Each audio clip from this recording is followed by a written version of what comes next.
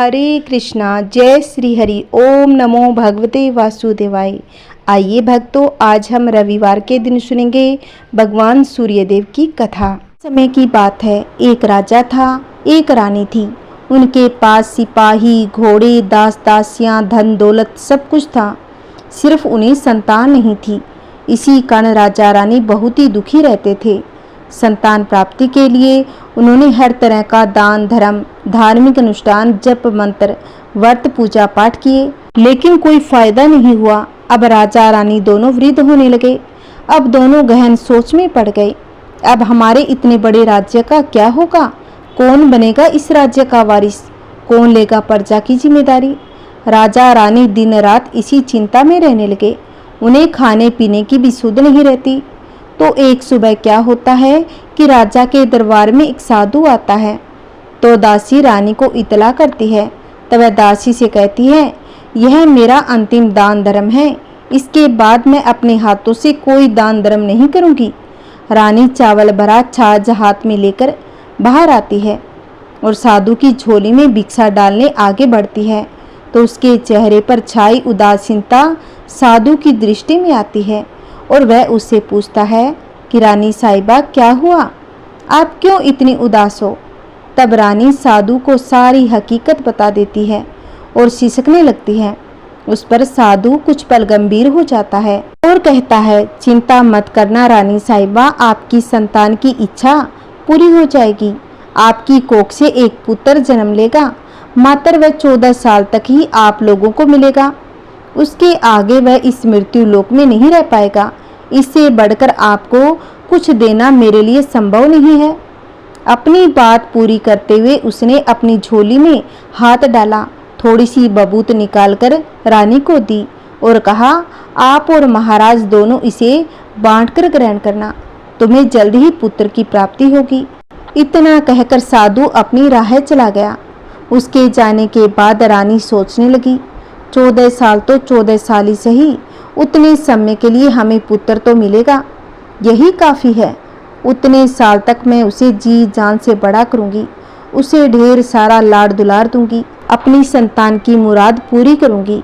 उस रात अपना सारा राजकाज खत्म करके राजा जब रानी के महल में गए तो रानी ने क्या किया, राजा को सारी बात बताई। साधु की दी हुई बबूत राजा को दिखाकर बोली, साधु महाराज ने यह बबूत हम दोनों को ग्रहण करने को कहा है। राजा बोले, इतना दान धर्म किया, जब तब किया, कोई फल नहीं मिला, अब इस बबूत से हमें संतान प्राप्ति होगी क्या? सब बातें सुनकर रानी बोली, जब इतना सब कुछ किया, अब यह भी सही, खाम खवाए उस साधु के क्रोध को क्यों बुलावा देते हो? राजा को अब किसी पर विश्वास नहीं था, लेकिन पत्नी को दुख न पहुंचे, इसीलिए वह राजा राजी हो गया। तो फिर क्या था, राजा रानी दोनों नहाते धोते, फिर अपने भगवान का स्मरण करते, अपने पुरखों का स्मरण करते, उस साधु महाराज का नाम स्मरण करके वह बबूत बांटकर दोनों खाते। उसके बाद दोनों निश्चित होकर सो जाते। ऐसा करते करते बहुत दिन गुजर गए। साधु द्वारा कहे अनुसार रानी गर्भवती हो गई। उस पर राजा रानी दोनों ही बहुत खुश हो गए। राजा रानी से बोला, महारानी, सचमुच साधु महाराज की कृपा हो गई। 9 माह 9 दिन 9 घंटे पूरे होकर रानी ने एक सुंदर गोरे चिटे पुत्र को जन्म दिया। राजा ने बड़ी धूमधाम से पुत्र का नामकरण किया। सारी राज्य में 8 दिन तक अंतर्पण रखा, उत्सव मनाया गया। अब पुत्र की कुंडली देखने के लिए राज्य के सबसे विद्वान पंडित जी को बुलाया। तो कुंडली देखकर पंडित जी बड़े चिंतित हो गए। कहने लगे, महाराज, हमारा राजपुत्र सिर्फ 14 साल तक हमारे पास रहेगा। राजा को इस बात की भनक थी, रानी को भी साधु महाराज की बात याद थी। दोनों मौन रह गए। उसके बाद राजा और रानी बड़े लाड़ प्यार से बेटे की परवरिश करते, उसकी हर ख्वाहिश पूरी करते। थोड़े समय के लिए सही, भगवान ने संतान की अपनी मुराद पूरी कर दी, इससे वे समाधान मानते। राजपुत्र दिन प्रतिदिन बड़ा होने लगा। जब वह 7 साल का हो जाता है तो राजा एक अच्छे गुरु की नियुक्ति करके उसे पढ़ाई लिखाई, राजशास्त्र, शस्त्र विद्या, घुड़सवारी इत्यादि 12 विद्याओं का शिक्षण देते हैं। जब वह अब शस्त्र विद्या में पारंगत हो जाता है और 12 साल की उम्र का हो जाता है तब एक अच्छी सी राजकन्या खोजकर उसकी शादी कर देते हैं। तो 2 और साल बीत जाते हैं। बेटा 14 साल का हो गया। एक दिन राजपुत्र राजा से बोलता है कि पिताजी, मैं अपना सारा राज्य घूमकर देखना चाहता हूँ। आज तक मैंने सिर्फ इस राजवाड़े के अतिरिक्त कुछ भी नहीं देखा है। बेटे की बात सुनकर राजा चिंतित हो गया, क्योंकि पुत्र को 14वां साल शुरू हो गया था। अब कोई अनहोनी होने का वक्त नज़दीक आ चुका था, लेकिन राजा ये सब बातें पुत्र को बता नहीं सकता था। वह क्या करता है कि चेहरे पर खुशी लाकर बेटे से कहता है, हाँ हाँ जरूर जाओ बेटा, तुम्हें अपना सारा राज्य घूमकर देखना चाहिए। कहाँ क्या है यह सब जानना चाहिए। कल मेरे बाद तुम्ही को तो राजा बनना है। मात्र एक बात का ध्यान रखें, तुम जहाँ जा रहे हो, क्या कर रहे हो, यह बात अपनी पत्नी को नहीं बताना। पुत्र कहता है, ठीक है, आपने जो कहा है मैं वैसा ही करूँगा पिताजी। तो होता क्या है कि राजपुत्र दिन भर अपनी पत्नी के साथ मौज मस्ती करता है, खुशियाँ मनाता है और रात को ठीक 12 बजे बिस्तर से उठकर बाहर चला जाता है। पौ फटने से पहले वापस अपने महल में आकर सो जाता है। ऐसे बहुत दिनों तक चलता रहा। अब पुत्र का 14वां साल खत्म होने में कुछ ही दिन बाकी रहते हैं। इतने में क्या होता है कि उसकी पत्नी यानी छोटी रानी रात में जग जाती है और देखती है कि बिस्तर पर राजपुत्र नहीं है। वह महल में सब जगह देखती है तो राजपुत्र कहीं भी नजर नहीं आता। तो वह क्या करेगी, किससे कहेगी। वह चुपचाप रहती। फिर भोर होने पर वह देखती है कि उसका पति अपनी जगह सोया हुआ है। वह पति से कुछ नहीं पूछती। लेकिन दूसरी रात भी वैसे ही होता है, तीसरी रात, चौथी रात, ऐसे बहुत दिन तक चलता रहा। रानी बहुत ही चिंतित हो गई। पति रात को जाता कहाँ है, किससे मिलने जाता है। उसको मन में ढेर सारे सवाल उठते हैं, लेकिन उसे पूछने में उसे डर लगता है, शायद पति गुस्सा कर बैठे। सास ससुर से पूछने के बारे में सोचा तो उसकी कुल मर्यादा बीच में आ जाती थी। तो इस तरह मन ही मन वह उड़ती रहती। इस हालत में उसे खाने पीने में दिलचस्पी नहीं होती। वह दुबली पतली हो गई। तो उस राज्य में फूल बेचने वाली एक बूढ़ी मालिन थी। वह हमेशा छोटी रानी को फूल देने उसके महल में आती थी। उस बुढ़िया का ध्यान छोटी रानी पर जाता। वह उससे पूछती कि बेटी, तुम्हें किस बात का दुख है, तुम इस तरह सूखकर कांटा क्यों बनी हो। उस पर रानी कहने लगी, क्या बताऊं तुम्हें अम्मा, तुम्हारा राजपुत्र हर रात बिस्तर से उठकर कहीं चला जाता है। सुबह भोर होते ही वापस आकर सोता है। वह कहाँ जाता है, किससे मिलने जाता है, यह सोच सोचकर मैं अन्न जल ग्रहण नहीं कर पाती। सूख सूख कर इस तरह कांटा बन गई हूँ। बुढ़िया सब बात सुनकर उसे एक उपाय बताती है। तो बेटी ऐसा करना, आज रात तुम सोना मत, उसके पीछे जाकर देखना कि वह कहाँ जाता है, क्या करता है। उसकी अच्छी तरह से पहरेदारी करना। छोटी रानी कहने लगी, अगर मुझे नींद आ गई तो वह बुढ़िया कहने लगी, तुम्हें नींद ना आए इसलिए एक काम करना, अपने बाएं हाथ की उंगली में एक जख्म करना, उस पर थोड़ी सी मिर्च छिड़कना, उससे तुम्हें बड़ी जलन होगी। उस पीड़ा से तुम्हें रात भर नींद नहीं आएगी। रानी बुढ़िया के कहे अनुसार करती है। उंगली की जलन से उसे बड़ी देर तक नींद नहीं आती, लेकिन बाद में वह सो जाती है। दूसरे दिन सुबह बुढ़िया फूल लेकर उसके महल में पहुंचती है और पूछती है, क्या हुआ बेटी, देख पाई क्या, पति कहाँ जाता है। रानी कहने लगी, नहीं अम्मा, पहले कुछ समय जलन के कारण मुझे नींद नहीं आई, पर कुछ देर बाद मैं सो गई। बुढ़िया कहने लगी, कोई बात नहीं, आज तुम उंगली पर पहले से थोड़ा बड़ा जख्म करना और उससे ज़्यादा मिर्च लगाना। तो रानी वैसे ही करती है, परंतु वह सिर्फ पति के बिस्तर से उठकर जाने तक ही जग पाई थी। वह उसके पीछे नहीं जा सकी, क्योंकि उसकी आंखें उस समय लग गई थी। दूसरे दिन सुबह बुढ़िया आई तो उसने पूछने पर पहले ही रानी रोकर कहने लगी, अम्मा, मैं आज भी उनकी पहरेदारी ठीक से नहीं कर पाई। बुढ़िया कहने लगी, रोना नहीं बेटी, सब कुछ ठीक हो जाएगा। तुम आज रात जख्म को और बड़ा करना, उस पर ज़्यादा मिर्च छिड़कना। एक काम करना बेटी, जब जाने के लिए निकलता है तो उसका रास्ता रोकना। बुढ़िया ने जैसा बताया रानी वैसे ही करती गई। आज रात उसे नींद नहीं आती। पति रात 12 बजे बिस्तर से उठकर जब महल से निकलने के लिए चलने लगा तो वह बुढ़िया ने जैसे बताया वैसे ही करती है। दौड़कर जाकर पति का रास्ता रोकती है और कहती है, कहाँ जा रहे हो, किससे मिलने जा रहे हो, मुझे भी बताओ। राजपुत्र उसे समझाने की बहुत कोशिश करता है।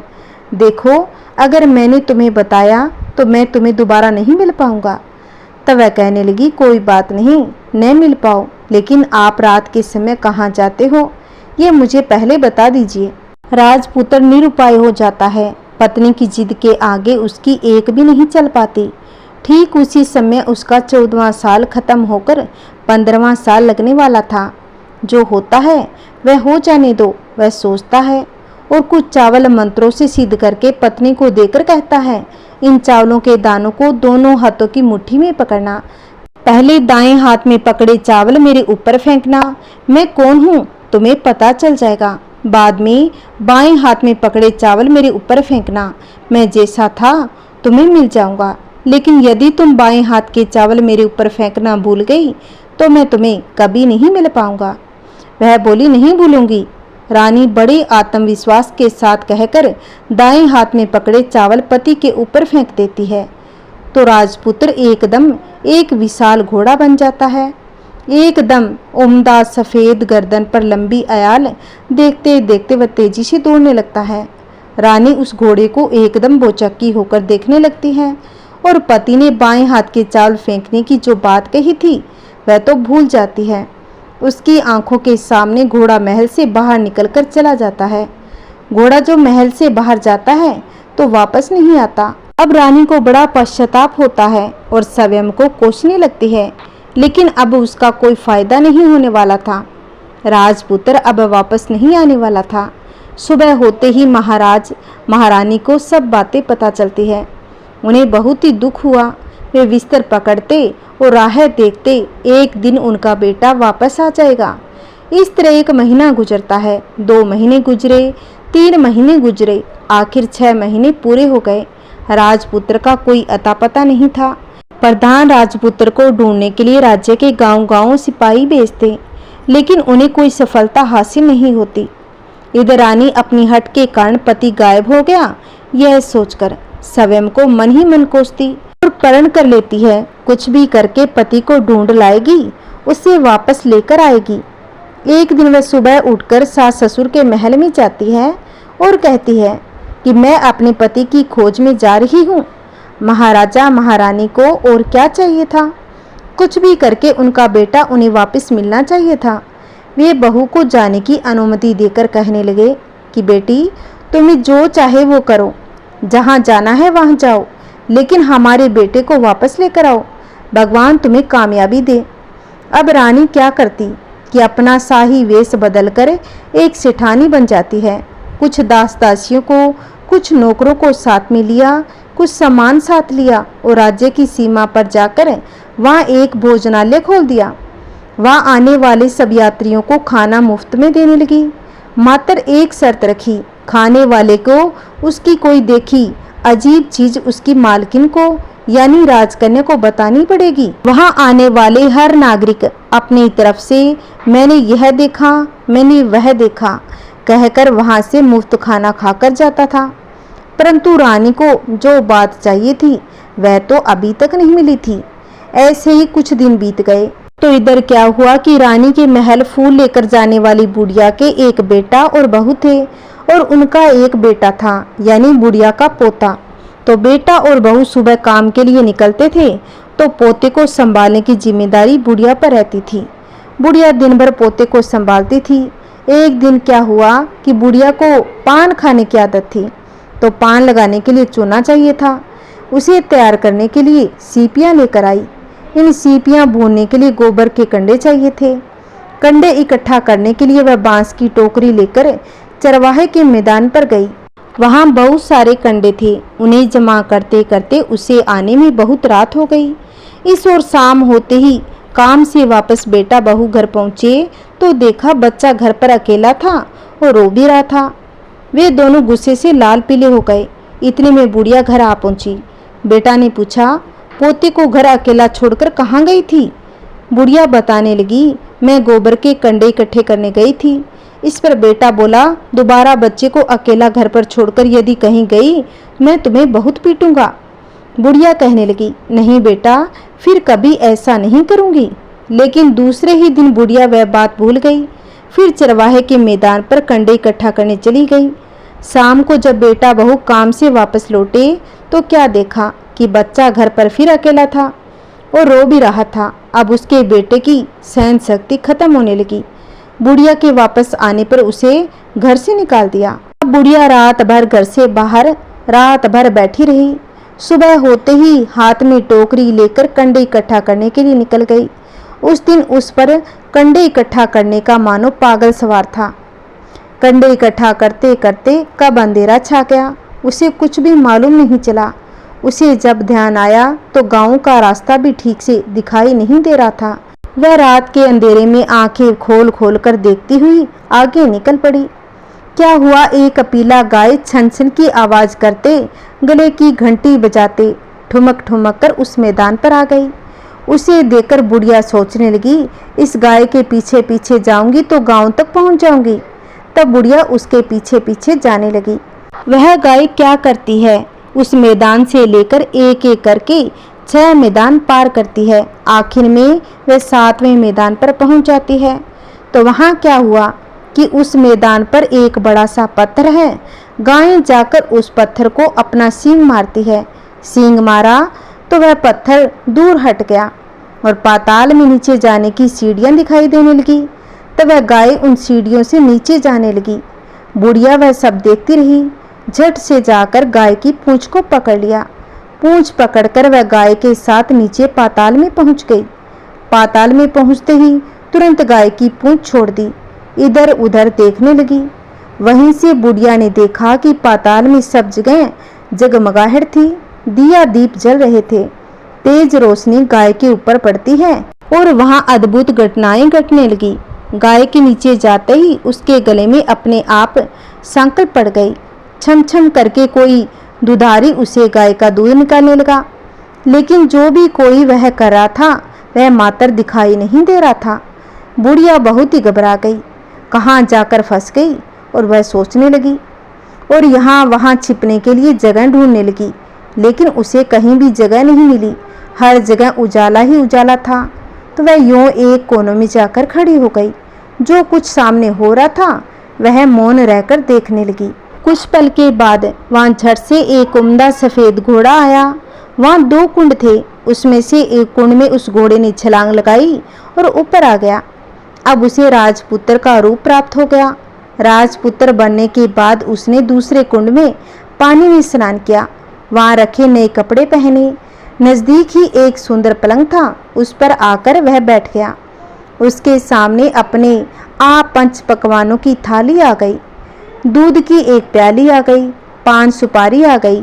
उसके सामने एक दिया जलता रहा। राजपुत्र ने खाना खाया, दूध पिया, 5 सुपारी खाया और बिस्तर पर लेट जाने से पहले सूर्य देव का स्मरण करके सामने जलते दिए से पूछा, दिए दिए दीप कर मेरे माता पिता क्या कर रहे हैं? क्या बताने लगा, बेटे के शोक में डूबे हुए हैं। राज्य कौन संभाल रहा है? राज्य प्रधान संभालता है। तब पूछा, मेरी पत्नी क्या करती है? उसने चौराहे में भोजनालय शुरू किया है। आते जाते लोगों से वह नई खबर के बारे में पूछती है। दिए के यह कहते ही राजपुत्र कहने लगा, ठीक है। उसके बाद वह सो गया। बुढ़िया कोने में खड़ी रहकर यह सब देख रही थी।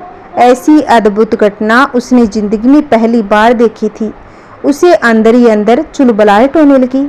वह अपनी भूख प्यास भूल गई और आगे क्या होता है कि उसे उत्सुकता से देखने लगी। लेकिन उसके बाद और कुछ घटनाएं नहीं घटती। रात गुजर गई, सुबह हो गई। सुबह होने पर पलंग पर सोया राजपुत्र उठा, फिर से पहले वाले कुंड में छलांग लगा ली। अब वह फिर से घोड़ा बनकर कुंड के बाहर आ गया। बाहर आते ही वह तेजी से उस पाताल नगरी के बाहर निकल गया। लेकिन वह कहाँ गया, बुढ़िया को कुछ पता नहीं चला। उसके बाद पिछली रात की तरह कोई उस गाय का छम छम करके दूध दोहने लगा। जैसे ही दूध दुहाना खत्म हुआ, उसके गले की सांकल अपने आप खुल गई। वह गाय तेजी से ऊपर जाने लगी, सीढ़ियां की ओर भागने लगी। गाय को दौड़ते देखकर बुढ़िया सोचने लगी, अब गाय के साथ यहाँ से ऊपर जाना ही समझदारी है, नहीं तो कोई मुसीबत आकर मेरे ऊपर टपक जाएगी। झट से उसने गाय की पूंछ पकड़ी और गाय के साथ ऊपर आ गई। गाय जब ऊपर मैदान में पहुंची तो सुरंग का रास्ता अपने आप बंद हो गया और उसके मुंह पर एक बड़ा सा पत्थर पूर्वत खड़ा हो गया। ऊपर आकर वह गाय जंगल की ओर निकल गई तो उधर बुढ़िया एकदम बावली सी हो गई। उसने पाताल नगरी में जो कुछ देखा वह जल्द से जल्द किसी को बताने के लिए उतावली हो रही थी।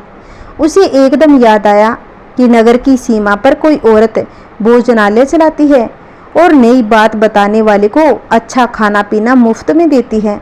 वह सोचने लगी, क्यों न मैं यह बात उस औरत को जाकर बता दूं। यदि उसे यह बात पसंद आ गई तो बाकी जीवन खाने पीने की झंझट से मुक्ति मिल जाएगी। बुढ़िया ने मन में तय कर लिया और तुरंत उस भोजनालय के द्वार पर टंगे नगाड़े के सामने खड़ी हो गई और जोर जोर से नगाड़ा बजाना शुरू कर दिया। नगाड़े का इस तरह शोर सुनकर मालकिन यानी छोटी रानी मन में प्रसन्न हो जाती है कि शायद कोई बड़ी बात लेकर यहाँ आया है। रानी सिपाहियों को आदेश देती है, जाइए और जो कोई आया है उसकी अच्छी खातिरदारी कीजिए। आदेश पाते ही सिपाही नीचे दौड़कर गए। एक बुढ़िया नगाड़ा बजा रही थी। उन्होंने पूछा, क्यों रे बुढ़िया, क्या हुआ, क्यों नगाड़ा बजा रही हो? बुढ़िया बोली, कुछ नहीं बेटा, यहाँ खाना मिलता है ना, इसीलिए आई हूँ। खाना चाहिए, मिलेगा, लेकिन तुझे कोई नई बात बतानी पड़ेगी। तब बुढ़िया ने कहा, हाँ बताऊंगी, एक बात मालूम है मुझे। इस पर सिपाही उसे अंदर लेकर आए। उनको मालकिन का आदेश था, जो कोई भी बूढ़ा बुजुर्ग आए उनके साथ अच्छी तरह पेश आना, उनका आदर सत्कार करना। तो सिपाही ने इस बुढ़िया का भरपूर आनंद आतिथ्य किया। उसे बड़ी सी थाली भरकर व्यंजन परोसते हैं। बुढ़िया कुछ दिनों से भूखी थी, वह खाने पर टूट पड़ी। खाना खाने के बाद सिपाही ने उसे नई साड़ी पहनने को दी। उसके बाद उसे लेकर रानी के पास आए। बुढ़िया और रानी ने तुरंत एक दूसरे को देखते ही पहचान लिया। बुढ़िया बोली, बेटी तुम? रानी बुढ़िया को देखते ही बोली, अम्मा तुम? बड़ी देर तक दोनों भांति भांति की बातें करती रही। आखिर कुंवरनी बुढ़िया से कहने लगी, अम्मा अब बताओ तुमने क्या नई बात देखी? तब बुढ़िया ने रानी को कहा, बेटी मैंने नई बात कोई नहीं देखी, वह तो मेरे पास तुम्हें देने के लिए खाने के पैसे नहीं थे, इसलिए मैंने झूठ कहा और नगाड़ा बजा दिया। रानी ने कहा, अम्मा घबराना नहीं, मैं किसी को तुम्हारा नाम नहीं बताऊंगी। फिर भी बुढ़िया मैंने क्या देखा, कब देखा करके आनाकानी करने लगी। इस पर रानी ने उससे कहा, देखो अम्मा, यदि तुमने मुझे वह नई बात बताई तो जिंदगी भर मैं तुम्हारी देखभाल करूंगी, तुम्हें रानी माता की तरह रखूंगी। अब बुढ़िया बताने को तैयार हो गई। उसने जो कुछ भी उस चरवाहे वाले मैदान पर देखा था वह सब कुछ रानी को बता दिया। बुढ़िया की वे बातें सुनकर कुंवरनी को यकीन हो गया, वह राजपुत्र उसी का पति है। वह तुरंत बुढ़िया से कहने लगी, अम्मा मुझे उस जगह पर ले चलो। बुढ़िया ने कहा, नहीं बेटी, वह पाताल राज्य है, सांप है, यदि किसी ने तुम्हें देख लिया तो तुम्हारी जान खतरे में पड़ सकती है। लेकिन रानी उसकी एक भी नहीं सुनती, उसे उस जगह पर ले जाने के लिए जिद करने लगी। आखिर में बुढ़िया ने उसका कहना मान ही लिया और कहने लगी, ठीक है बेटा, मैं तुम्हें वहाँ लेकर चलती हूँ, पर आज नहीं कल वहाँ जाना, क्योंकि वहाँ तो शाम को जाना होगा। तो दूसरे दिन दोपहर को रानी बुढ़िया के साथ उस मैदान पर गई। एक जगह छुपकर गाय के आने की राह देखने लगी। दिन ढलते ही अंधेरा घेरने लगा। गाय हमेशा की तरह वहां आ गई। मैदान के उस कोने में जाकर उसने पत्थर पर सींग मारा तो झट से पत्थर हटकर वहां सुरंग में जाने का रास्ता खुल गया। गाय उस रास्ते के नीचे उतरने लगी तो बुढ़िया रानी से कहने लगी, जल्दी आगे बढ़ो बिटिया, हम गाय की पूंछ पकड़कर नीचे उतरेंगे। तो दोनों गाय की पूंछ पकड़कर नीचे उतर गई। बुढ़िया पहले जिस कोने में छिपी थी उस कोने में छिप गई। अब नीचे सब कुछ पहले जैसा घटित हो रहा था। गाय के गले में अपने आप सांकल पड़ गई। कोई अदृश्य रूप से उसका दूध दहने लगा।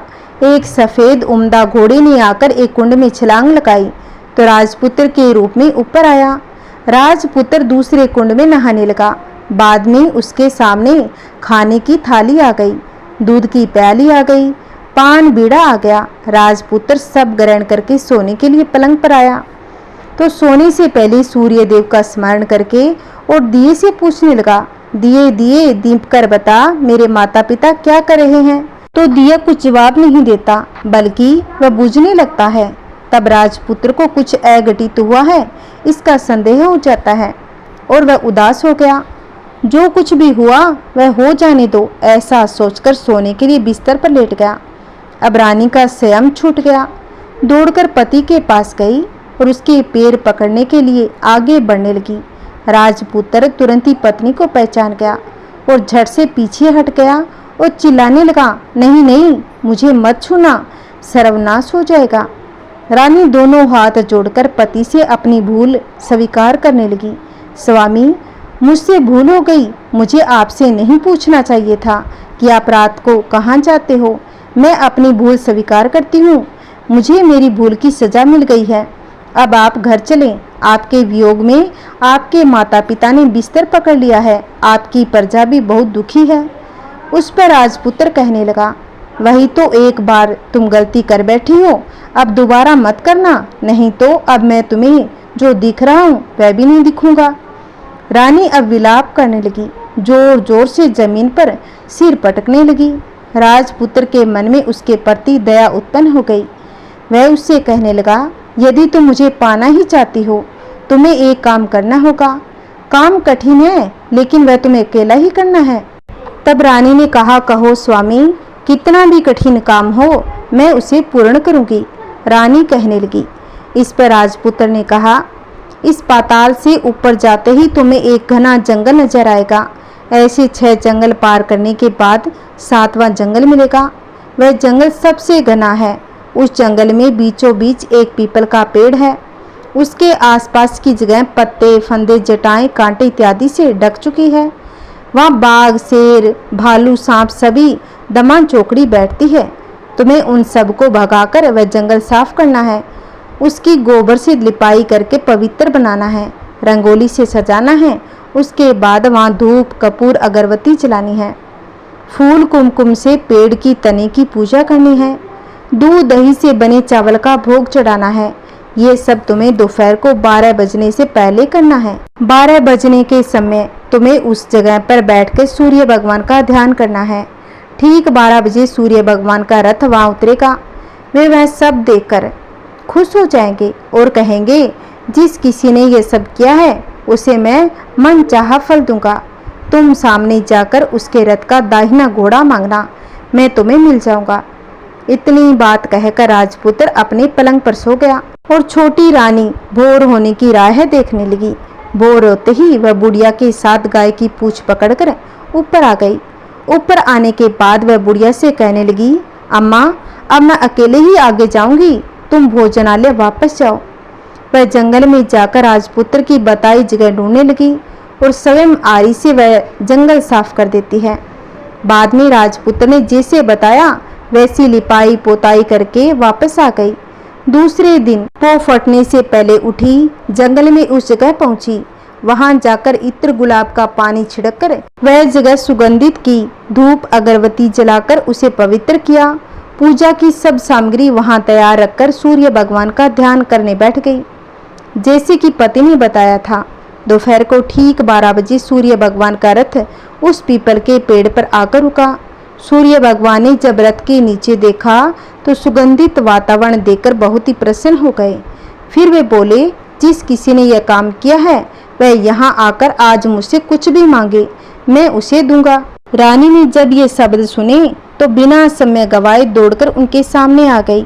उनको दंडवत नमस्कार करके बोली, हे भगवान, वह मैं ही हूँ, मैंने ही ये जगह साफ की है।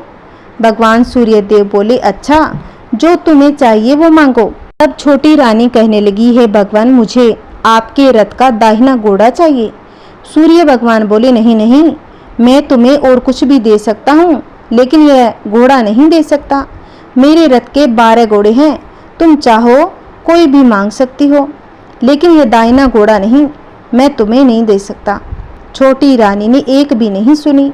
वह सूर्य देव से एक ही बात कह रही थी, वही दाहिना घोड़ा दे दीजिए, नहीं तो मैं आपके पैरों में गिरकर अपनी जान दे दूंगी। अब सूर्य देव धर्म संकट में पड़ गए। उन्होंने वचन दे दिया था, अब अपने वचन से पलट भी नहीं सकते थे। तब सूर्य देव ने कहा, ठीक है, दे दिया तुम्हें घोड़ा।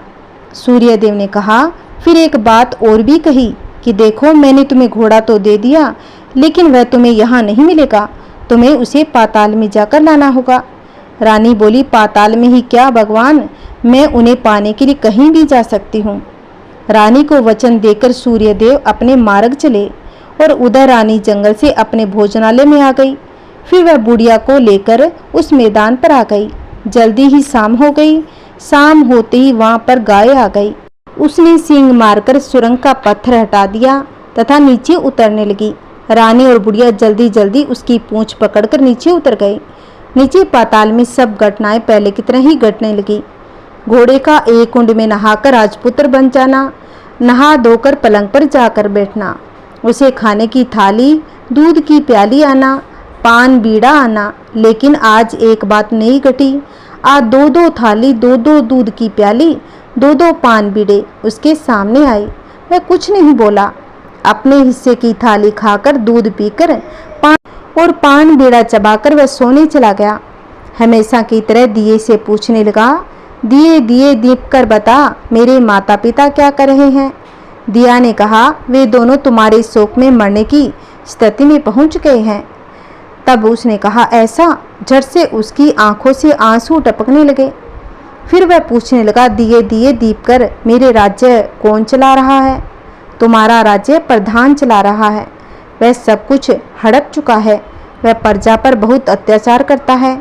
सुनकर राजपुत्र को बहुत ही गुस्सा आया। वह गुस्से से अपनी मुट्ठी खींचने लगा। अब वह पूछने लगा, दिए दिए दीप कर, मेरी पत्नी का हाल बता। पत्नी का नाम लेते ही दिया कुछ नहीं बोला, मौन रह गया। अब रानी का स्वयं जवाब दे चुका था। वह दौड़कर पति के गले लग गई। राजपुत्र ने अपनी रानी को कहा, अब मैं तुम्हें मिल गया हूँ। रानी बोली, सच कहते हो? अब आप फिर से घोड़ा तो नहीं बन जाओगे? वह बोला, नहीं, दोबारा घोड़ा नहीं बनूंगा। तुमने मेरे लिए इतने कष्ट उठाए हैं मुझे पाने के लिए, इसलिए सूर्यदेव ने मुझे सदा के लिए घोड़े के जन्म से मुक्त कर दिया है। राजपुत्र ने बड़े प्यार से कहा और उसे गले लगाया। उसके आंसू पोंछे। कुछ देर बाद भोर हो गई तो गाय की श्रृंखला टूटकर उसके ऊपर भूलोक जाने लगी। रानी, राजपुत्र और बुढ़िया उसकी पूंछ पकड़कर ऊपर आ गए और ऊपर आने पर वे सीधे भोजनालय में पहुंचे। वहां का सामान लोगों में बांट दिया और उसको ताला लगाकर अपने राज्य लौट गए। राजपुत्र वापस आता है, उसके तेवर देखकर प्रधान घबरा गया। राजपुत्र ने उसे बंदी बनाकर कैद खाने डलवा दिया और राज्य की बागडोर अपने हाथ में ले ली। उसके बाद वह अपने माता पिता को मिलने उनके महल में गया। तब राजपुत्र क्या देखता है कि उसके माता पिता उसके शोक में एकदम कमजोर हो चुके थे। पुत्र को वापस आया देखकर मरणासन राजा रानी की आंखों से टप टप आंसू बहने लगे।